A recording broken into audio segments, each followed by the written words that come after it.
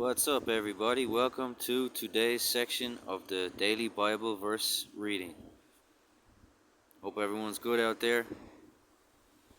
I was feeling a bit tired yesterday and I didn't get to post yesterday's reading until later. Well, here we are a little bit earlier today. Alright, let's get started. Today we're on Mark chapter 10. He arose from there and came into the borders of Judea and beyond the Jordan. Multitudes came together to him again, as he usually did. He was again teaching them. Pharisees came to him, testing him, and asked him, "Is it lawful for a man to divorce his wife?" He answered, "What did Moses command you?" They said, "Moses allowed a certificate of divorce to be written, and to divorce her." But Jesus said to them, "For your hardness of heart he wrote you this commandment. But from the beginning of the creation, God made them male and female. For this cause a man will leave his father and mother and will join to his wife, and the two will become one flesh, so that they are no longer two, but one flesh. What therefore God has joined together, let no man separate." In the house his disciples asked him again about the same matter. He said to them, "Whoever divorces his wife and marries another commits adultery against her. If a woman herself divorces her husband and marries another, she commits adultery." They were bringing to him little children that he should touch them, but the disciples rebuked those who were bringing them. But when Jesus saw it, he was moved with indignation and said to them, "Allow the little children to come to me. Don't forbid them, for God's kingdom belongs to such as these. Most certainly I tell you, whoever will not receive God's kingdom like a little child, he will in no way enter into it." He took them in his arms and blessed them, laying his hands on them. As he was going out into the way, one ran to him, knelt before him, and asked him, "Good teacher, what shall I do that I may inherit eternal life?" Jesus said to him, "Why do you call me good? No one is good except one God. You know the commandments: do not murder, do not commit adultery,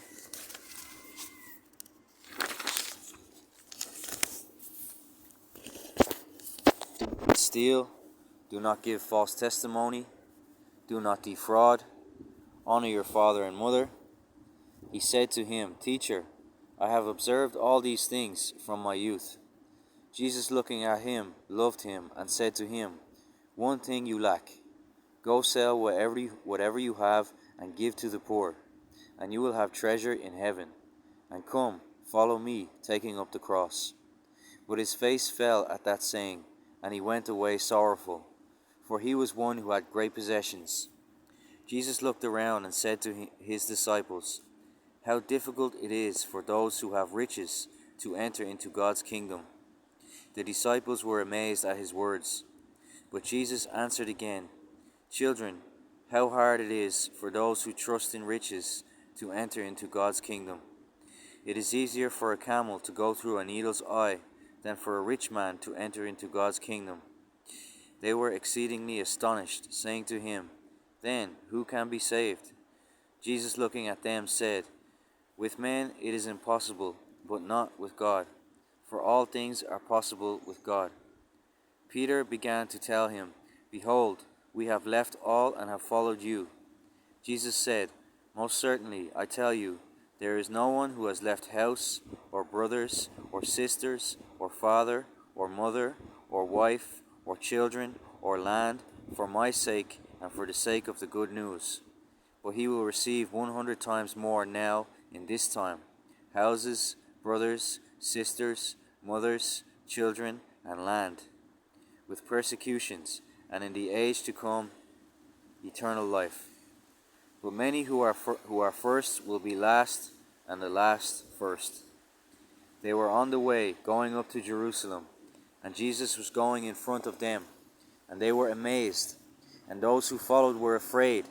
He again took the 12, and began to tell them the things that were going to happen to him. "Behold, we are going up to Jerusalem. The Son of Man will be delivered to the chief priests and the scribes. They will condemn him to death and deliver him to the Gentiles. They will mock him, spit on him, scourge him, and kill him. On the third day he will rise again." James and John, the sons of Zebedee, came near to him, saying, "Teacher, we want you to do for us whatever we will ask." He said to them, "What do you want me to do for you?" They said to him, "Grant to us that we may sit, one at your right hand and one at your left hand, in your glory." But Jesus said to them, "You don't know what you are asking. Are you able to drink the cup that I drink, and to be baptized with the baptism that I am baptized with?" They said to him, "We are able." Jesus said to them, "You shall indeed drink the cup that I drink, and you shall be baptized with the baptism that I am baptized with. But to sit at my right hand, at my left hand, is not mine to give, but for whom it has been prepared." When the 10 heard it, they began to be indignant towards James and John. Jesus summoned them and said to them, "You know that they who are recognized as rulers over the nations lord it over them, and their great ones exercise authority over them. But it shall not be so amongst you.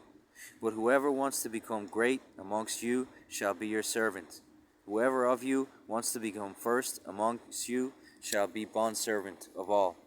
For the Son of Man also came not to be served, but to serve, and to give his life as a ransom for many." They came to Jericho as he went out from Jericho with his disciples and a great multitude. The son of Timaeus, Bartimaeus, a blind beggar, was sitting by the road. When he heard that it was Jesus the Nazarene, he began to cry out and say, "Jesus, you son of David, have mercy on me." Many rebuked him that he should be quiet, but he cried out much more, "You son of David, have mercy on me." Jesus stood still and said, "Call him." They called the blind man, saying to him, "Cheer up, get up, he is calling you." He, casting away his cloak, sprang up and came to Jesus. Jesus asked him, "What do you want me to do for you?" The blind man said to him, "Rabboni, that I may see again." Jesus said to him, "Go your way, your faith has made you well." Immediately he received his sight and followed Jesus on the way. Wow, that was a good one today, guys. A lot of stuff in there.